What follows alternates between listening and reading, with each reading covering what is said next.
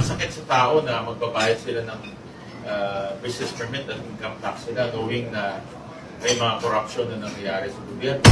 Sa akin, mas importante yung consumer confidence and taxpayer confidence because yan ang buhay ng bansa natin sa buwis. So, it's really important na meron talagang manugot dito sa nangyari. Important na merong makulong. Importante na merong manugot dito. Speed is important also.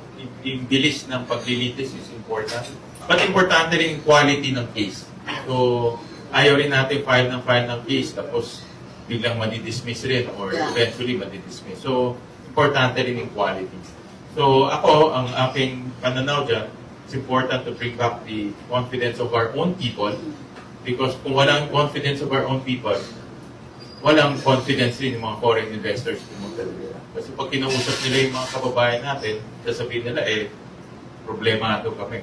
How do you attract foreign investors kung tayo walang confidence?